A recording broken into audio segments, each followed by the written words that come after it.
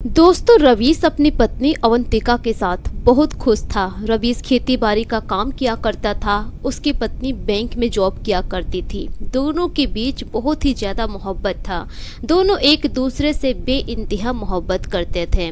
इसी तरह से वक्त गुजरता है। एक दिन की बात है कि जो अवंतिका थी, सुबह सुबह के वक्त फटाफट वो तैयार होती है क्योंकि वो उस दिन लेट हो गई थी और जल्दी जल्दी में अपने पति से कहती है कि अलमारी में 1 लाख रुपए केस रखा हुआ है।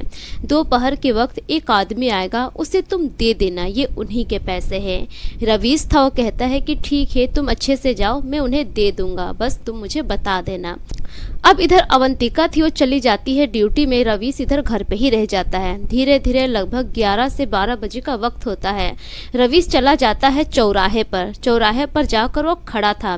तभी रवीश देखता है कि एक आदमी जो कि सूट बूट में है, वो एकदम से रो रहा है। अब धीरे धीरे करके वो आदमी रवीश के पास आ जाता है।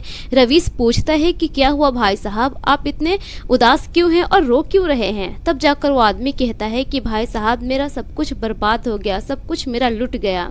वो आदमी कहता है कि मेरे हाथ में एक पैसे का बैग था, मेरा मोबाइल था और भी बहुत सारे कीमती सामान थे, सब मेरा लूट कर ले गए चोर। अब जो रवीश था वो भी उदास हो जाता है। वो आदमी वहां पर बहुत रो रहा था। रवीश कहता है कि ठीक है, आप परेशान मत होइए, मैं आपकी मदद करता हूँ। उसी वक्त रवीश भागता हुआ चला जाता है अपने घर। उसे 1 लाख रुपए में से 25,000 रुपए कैश निकाल कर लाता है और उस आदमी को देता है और कहता है कि भाई साहब, ये लीजिए पैसे, और आपका घर कहाँ है, चले जाइए। कभी भी आपको मौका मिले तो किसी गरीब की मदद कर दीजिएगा। वो आदमी कहता है कि भाई साहब, आप अपना एड्रेस दे दीजिए, मैं आपका पैसा लौटाने जरूर आऊँगा। लेकिन रवीश कहता है कि मुझे लौटाने की ज़रूरत नहीं है, कोई भी ज़रूरतमंद दिखे तो एक ना एक दिन आप उसकी मदद जरूर कर दीजिएगा। वो आदमी वहाँ से चला जाता है। रवीश इधर धीरे धीरे अपने घर आ जाता है। शाम के वक्त जब उसकी पत्नी फ़ोन करती है और पूछती है कि तुमने पैसे दे दिए, तब जाकर रवीश अपनी कहानी बताता है कि ऐसा ऐसा बात है। यह सारी बातें सुनने के बाद उसकी पत्नी आग बबूला हो जाती है, गुस्से होकर फ़ोन रख देती है। जब एकदम रात के वक्त उसकी पत्नी घर आती है तो अपने पति से झगड़ा लड़ाई करती है। उसका जो पति था वो एकदम निराश हो जाता है। उसकी पत्नी कहती है कि अब मुझे तुम्हारे साथ नहीं रहना है। उसी वक्त अपना बैग लेती है कपड़े का और अपने मायके चली जाती है। कुछ दिनों के बाद वो अपने पति को ही तलाक दे देती है। लेकिन तलाक के बाद जो कुछ भी होता है उसकी पत्नी के साथ, जिसे सुनते ही आप भी हैरान हो जाएंगे और सोचने पर मजबूर हो जाएंगे कि आखिर ऐसा भी हो सकता है क्या। दोस्तों, बहुत ही रोचक, बहुत ही इंटरेस्टिंग कहानी है। आइए जानते हैं पूरी कहानी इस वीडियो में। पर वीडियो में आगे बढ़ने से पहले आप सभी से एक ही रिक्वेस्ट है कि वीडियो को लाइक कर दीजिए और चैनल को भी सब्सक्राइब कर दीजिए ताकि मेरा हौसला बढ़ता रहे। दोस्तों, मेरा नाम है तबस्सुम खातून और आप सभी का मेरे चैनल पर स्वागत है। आज की कहानी है बिहार के मधुबनी जिले के सुखपुर गांव की। सुखपुर गांव में ही एक लड़का रहता था जिसका नाम था रवीश। रवीश बहुत ही सीधा साधा, एकदम साधारण लड़का जो हमेशा दूसरों की मदद के लिए खड़ा रहता। दूसरों की मदद करते वक्त वो ये भी नहीं देखता था कि उसके जेब में कितने पैसे हैं, सारा जेब वो खाली कर दिया करता था। रवीश के परिवार में उसके पिता थे जो कि सरकारी मास्टर थे, जिनका रिटायरमेंट हो गया था, और उसकी बूढ़ी माँ थी। रवीश ज्यादा पढ़ा लिखा नहीं था, वो खेती बाड़ी किया करता था। पुश्तैनी जमीनें थी, पुश्तैनी खेती थी, उसी पर वो खेती बाड़ी किया करता था और अपने माता पिता के साथ वो सुखी जिंदगी गुजार रहा था। माता पिता को भी रवीश से कोई शिकायत नहीं थी। रवीश हालांकि पढ़ा लिखा नहीं था लेकिन मेहनती लड़का था। खेती बाड़ी करके भी अच्छा खासा इनकम कर लिया करता था। धीरे धीरे ऐसा ही समय गुजरता है। एक दिन रवीश के पापा रवीश को अपने पास बुलाते हैं और कहते हैं कि बेटा, अब तुम्हारी शादी की उम्र हो गई है, कहीं तुमने लड़की पसंद करके रखा है तो हमें बताओ, हम तुम्हारी शादी करवा देंगे। रवीश कहता है कि पापा, मैंने कोई लड़की पसंद नहीं की है, आपकी पसंद मेरी पसंद है, आप लोग लड़की देखिए, जैसी भी लड़की होगी मैं शादी कर लूँगा। उसके माता पिता भी बहुत खुश होते हैं इसकी इस सोच से। अब कुछ ही महीनों के बाद रविंदर गांव में एक लड़की मिलती है जिसका नाम होता है अवंतिका। अवंतिका पढ़ी लिखी लड़की होती है और आगे की वो पढ़ाई ही कर रही होती है। दोनों परिवार मिलते हैं, बात पक्की हो जाती है। लेकिन जो अवंतिका थी वो शर्त रखती है कि शादी के बाद भी वो आगे की पढ़ाई रखेगी। ससुराल वाले हामी भर देते हैं क्योंकि जो उसके ससुर थे वो भी एक टीचर थे, वो अच्छे से जानते थे पढ़ाई की वैल्यू को। अब रवीश और अवंतिका की बड़े ही धूमधाम से शादी होती है। अवंतिका विदा होकर अपने ससुराल चली आती है। रवीश के साथ वो खुश रहने लगती है क्योंकि जिस टाइप का लड़का उसे चाहिए था रवीश बिल्कुल वैसा ही लड़का था।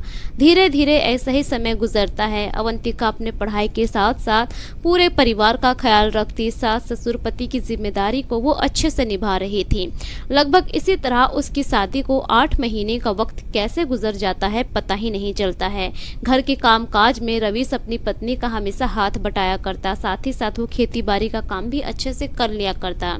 अब उसके बाद अवंतिका एग्ज़ाम देती है। कुछ महीनों के बाद उसका रिजल्ट आता है और वो पास हो जाती है। उसको एक बैंक में जॉब मिल जाता है, वो जॉब करने लगती है। अवंतिका अपने पति के गले लिपट कर रोने लगती है और कहती है कि यह सब आपकी वजह से ही पॉसिबल हो पाया है, क्योंकि शादी के बाद परिवार की जिम्मेदारी, घर की जिम्मेदारी, आपने मेरी बहुत हेल्प की है, मेरा बहुत साथ दिया है।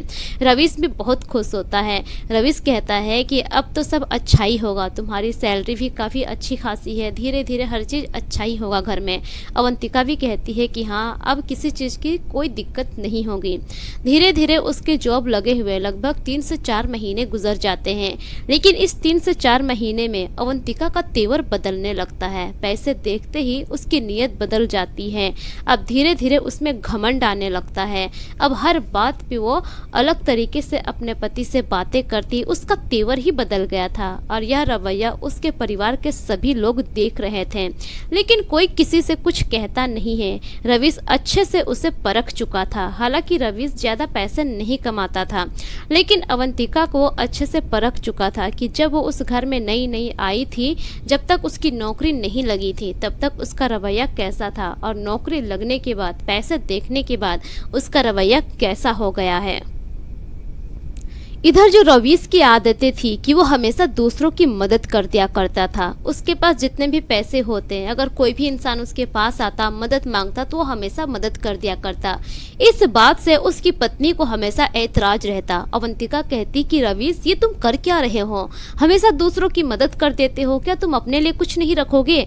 आगे चल के कोई मुसीबत आ गया तो तुम क्या करोगे? रवीश कहता कि देखो, मैं किसी को भी परेशानी में नहीं देख सकता, किसी की मुसीबत को मैं इग्नोर नहीं कर सकता। मेरी हमेशा से यही आदत है कि मैं जरूरतमंदों की हमेशा मदद किया करता हूँ और ये आदत शायद मेरी कभी नहीं जाएगी। अवंतिका उसे बहुत समझाती है और कहती है कि देखो, ऐसा नहीं करते हैं, हमारे आगे के दिनों के लिए भी कुछ रखना पड़ेगा, कुछ सेविंग्स करनी पड़ेगी, इस आदत को तुम सुधार लो। इस बात पे आए दिन उन दोनों के बीच में थोड़ी बहुत अनबन भी हो जाया करती थी। अब इसी तरह से धीरे धीरे समय गुजरता है। एक दिन की बात है कि सुबह सुबह के वक्त अवंतिका ऑफिस जाने के लिए जल्दी में थी क्योंकि वो ऑलरेडी लेट हो चुकी थी। अब हड़बड़ी में अपने पति से कहती है कि अलमारी में 1 लाख रुपए कैश रखा हुआ है, दोपहर के वक्त एक आदमी आएगा चौराहे पर, तुम उसे वो पैसे दे देना। रवीश कहता है कि ठीक है, तुम अच्छे से ऑफिस जाओ, मैं दे दूंगा। उधर वो ऑफिस चली जाती है, रवीश इधर घर पर ही रहता है। धीरे धीरे लगभग 11 से 12 बजे का वक्त होता है। रवीश के मन में क्या आता है, वो चला जाता है चौराहे की तरफ। चौराहे की तरफ वो जैसे ही जाता है, रवीश देखता है कि एक आदमी सूट बूट में है, पैसे वाला लग रहा था, लेकिन वो आदमी रो भी रहा था, बहुत ही परेशान दिख रहा था। थोड़ी देर के बाद धीरे धीरे वो आदमी रवीश के पास आ जाता है। रवीश पूछता है कि क्या हुआ भाई साहब, आप इतने परेशान क्यों हैं और रो क्यों रहे हैं? तब जाकर वो आदमी कहता है कि भाई साहब, पैसों से भरा बैग मेरा किसी ने छीन कर ले लिया, मेरे हाथ में महंगा फोन था, महंगी घड़ी थी, सब मेरा लुट कर ले गया है। अब मैं क्या करूं, मुझे कुछ समझ में नहीं आ रहा है, घर जाने के लिए भी पैसे नहीं हैं। अब जो रवीश था, उसकी परेशानी देखने के बाद वो भी भावुक हो जाता है क्योंकि उस आदमी के चेहरे पर साफ सच्चाई झलक रही थी। रवीश कहता है कि आप परेशान मत होइए, यहीं पर रुकिए, मैं अभी आता हूँ। उसी वक्त भागते हुए रवीश अपने घर जाता है। घर से उसी 1 लाख रुपए के बंडल से 25,000 रुपए कैश निकालता है और लाकर उस आदमी के हाथों में थमा देता है और कहता है कि लीजिए ये पैसे और आप अपने घर चले जाइए। वो आदमी कहता है कि भाई साहब आपका एड्रेस दे दीजिए, मैं आपके पैसे लौटाने के लिए आऊँगा। रवीश कहता है कि देखिए ये पैसे मुझे नहीं चाहिए, लेकिन जब भी आपकी माली हालात सही हो जाए आप किसी न किसी ज़रूरतमंद की मदद ज़रूर कर दीजिएगा। वो आदमी बहुत खुश होता है, वहाँ से चला जाता है। अब जो रवीश था वो भी अपने घर चला जाता है। धीरे धीरे शाम का वक्त होता है। शाम के वक्त अवंतिका फ़ोन करती है अपने पति को और पूछती है कि आपने पैसे दे दिए। रवीश कहता है सारी बातें कि ऐसी ऐसी बात है, मैंने एक आदमी को उसमें से 25,000 रुपये दे दिए हैं। अवंतिका उसी वक्त आग बबूला हो जाती है, अपने पति से बहुत गुस्सा होती है और गुस्से में फ़ोन रख देती है। जब लगभग शाम के वक्त वो अपने घर आती है ऑफिस से, तब जाकर वो अपने पति से खूब झगड़ा लड़ाई करती है, अपने पति को खूब खड़ी खोटी बातें सुनाती है। रवीश को बहुत बुरा लगता है उसकी इन बातों से। रवीश कहता है कि अवंतिका अगर तुम मेरे साथ एडजस्ट नहीं हो सकती हो, मेरे साथ तुम जिंदगी नहीं गुजार सकती, तो ठीक है तुम यहाँ से जा सकती हो, दरवाज़ा खुला हुआ है, मैं तुम्हें नहीं रोकूंगा। अवंतिका भी गुस्से में थी। उसी वक्त अपना बैग तैयार करती है और घर से निकलकर वो मायके चली जाती है। मायके में जाकर बताती है कि मैं अब उसके साथ नहीं रहूंगी, उस आदमी की आदतें मुझे बिल्कुल पसंद नहीं है। धीरे धीरे वो मायके में ही रहने लगती है। उसके 2 महीने के बाद वो कोर्ट में चली जाती है, तलाक के पेपर बनवाती है और फिर अपने पति से वो तलाक ले लेती है। हालांकि रवीश का बिल्कुल भी मन नहीं था तलाक लेने का, लेकिन उसकी पत्नी की खुशी के आगे वो झुक जाता है। वो यही सोचता है कि अगर उसकी पत्नी उससे अलग रहना चाहती है तो कोई बात नहीं, मैं तलाक दे देता हूँ। रवीश तलाक दे देता है और इधर जो अवंतिका थी वो अपने मायके में ही रहकर जॉब करने लगती है। उधर उसके माँ बाप की हालत खराब हो जाती है, क्योंकि रवीश के माँ बाप रवीश से बहुत प्यार किया करते थे। वो कभी नहीं चाहते थे कि उनके बेटे का घर बर्बाद हो, इस तरह से उनके बेटे का घर टूट जाए। धीरे धीरे ऐसे ही समय गुजरता है। रवीश के तलाक को लगभग 6 महीने का वक्त गुजर जाता है। टेंशन में आकर उसके माता पिता की तबीयत भी खराब हो जाती है। रवीश को समझ में नहीं आ रहा था कि अब वो क्या करेगा। एक दिन रवीश के पापा की हार्ट अटैक की वजह से मौत हो जाती है। पापा के मौत के ठीक 1 महीने के बाद रवीश की मां की भी बीमारी की वजह से मौत हो जाती है। माता पिता के मौत के बाद रवीश बिल्कुल अकेला पड़ गया था। घर में सारा दिन रहता, उसकी पत्नी की यादें सताता, माँ बाप को वो बहुत याद करके रोया करता। इसी वजह से रवीश अपने ही चौराहे पर एक चाय की दुकान खोल लेता है।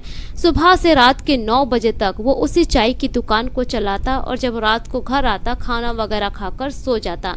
इसी तरह से धीरे धीरे करके लगभग 4 साल का वक्त कैसे गुजर जाता है पता ही नहीं चलता है। लेकिन इन 4 सालों में अवंतिका एक बार भी रवीश को ना फोन करती है और ना ही उससे मिलने के लिए कभी आती है। इसी तरह से समय गुजर रहा था। अवंतिका अपने मायके में ही रहकर अपनी ड्यूटी कर रही थी, लेकिन एक दिन उसके ऑफिस में कुछ ऐसा गड़बड़ी होता है जिसकी वजह से अवंतिका को सस्पेंड कर दिया जाता है और बैंक से उसको ऑर्डर दिया जाता है कि 2 महीने तक तुम्हें बैंक नहीं आना है। अवंतिका परेशान हो जाती है, मायके जाती है अपने मम्मी के पास और सारी बातें बताती है। उसकी माँ और भाई भी परेशान हो जाते हैं। कुछ दिन ऐसे ही गुजर जाता है। 10 से 15 दिन का वक्त गुजरता है। अब जो अवंतिका की माँ थी अवंतिका से कहती है कि कब तक तुम ऐसे ही मायके में रहोगे। अवंतिका को बहुत बुरा लगता है। उसका भाई कहता है कि दीदी अब तुम दूसरी शादी कर लो। अवंतिका को तब समझ में आता है कि यहाँ सब पैसे के ही मतलब से हमें पसंद करते हैं। जब तक मेरे पास पैसा था इस घर के लोग कुछ नहीं कहते थे। जब तक मेरे पास नौकरी थी घर के लोग एकदम खामोश थे, लेकिन आज जब मेरी नौकरी चली गई है लोग मुझे ताना देना शुरू कर दिए हैं। तब जाकर अवंतिका को अपने पति की याद आती है कि उसके पति में और उसके परिवार के लोगों में कितना फ़र्क है, ज़मीन आसमान का फ़र्क है। अब इसी तरह से 2-3 दिन गुजरने के बाद अवंतिका के मन में ख्याल आता है और वो सोचती है कि एक बार मुझे रवीश से मिलना चाहिए। अब वो प्लान बनाकर अपने घर से निकलती है और रवीश के गांव चली जाती है।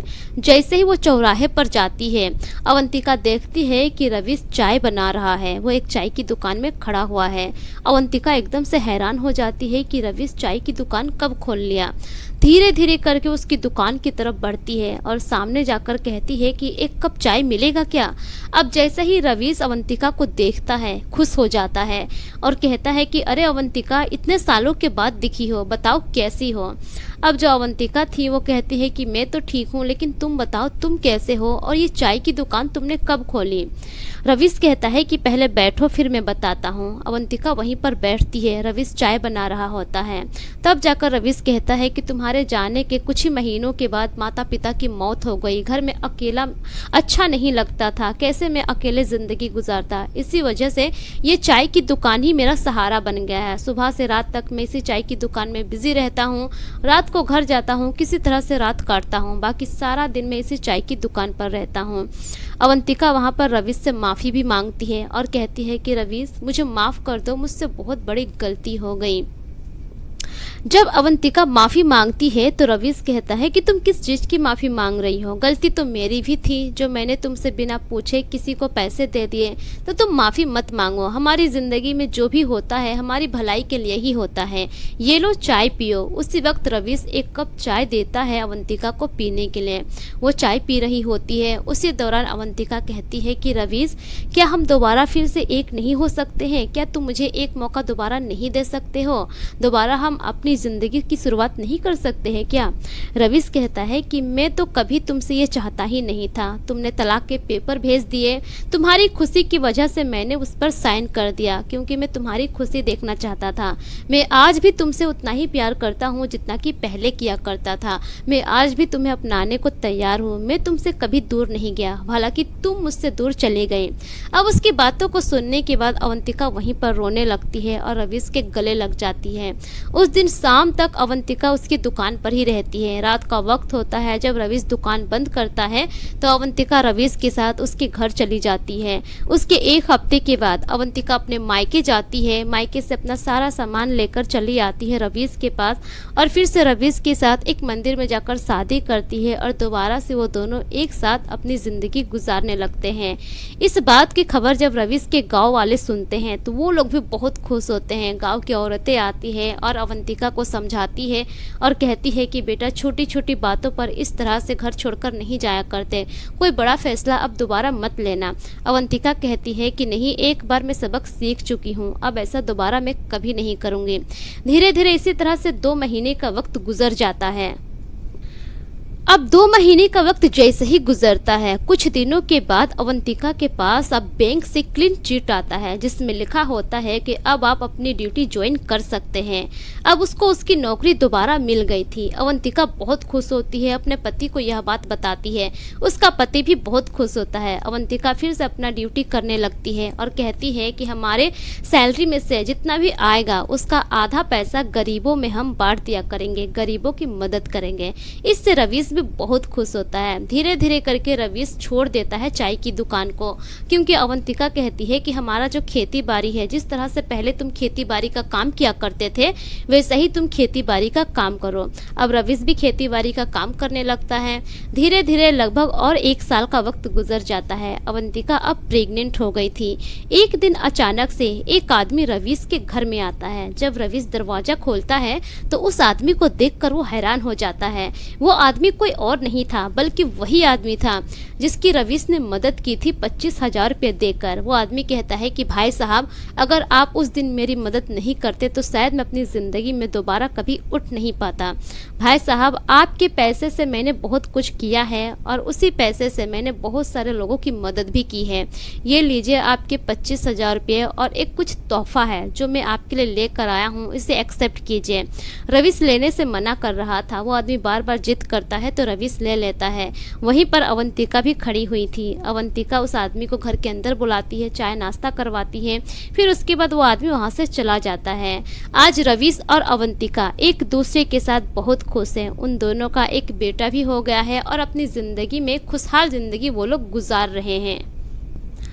तो दोस्तों ये रही पूरी कहानी आप लोगों के सामने। यह कहानी आप लोगों को कैसी लगी अपने अपनी राय कमेंट सेक्शन में ज़रूर दीजिए, और ज़रा भी अच्छी लगी तो अपने दोस्तों और रिश्तेदारों के साथ ज़रूर शेयर कीजिए। यह एक सच्ची घटना से प्रेरित काल्पनिक कहानी है। इस कहानी में सभी पात्र के नाम बदल दिए गए हैं। मेरा मकसद किसी के भी भावनाओं को ठेस पहुँचाना नहीं है, बल्कि मेरा मकसद आप सभी को सतर्क करना है, जागरूक करना है, ताकि आप अपना और अपने फैमिली का ख्याल रख सकें। मेरे पिछले वीडियोस में जितने भी लोग कमेंट किए हैं उनके नाम कुछ इस प्रकार से हैं। अहमद कुशीनगर यूपी से, असलम साद गोपालगंज बिहार से, यूएस तिवारी हर्ष तिवारी उत्तर प्रदेश से, कुलदीप कुमार मोनू कुशवाहा यूपी से, मनोज यादव, गुड़िया कुमारी, अबू सैफ अंसारी आयूब अंसारी यूपी से, मुकेश कुमार रजब कोटला नई दिल्ली से। दोस्तों अगर आप लोग भी अपना नाम मेरी वीडियोस में सुनना चाहते हैं तो अपना नाम और अपने राज्य का नाम कमेंट सेक्शन में जरूर लिखें, ताकि मैं अपनी अगली वीडियो में आप सभी का नाम ले सकूं। मिलेंगे फिर एक नई कहानी के साथ, तब तक के लिए शुक्रिया। जय हिंद।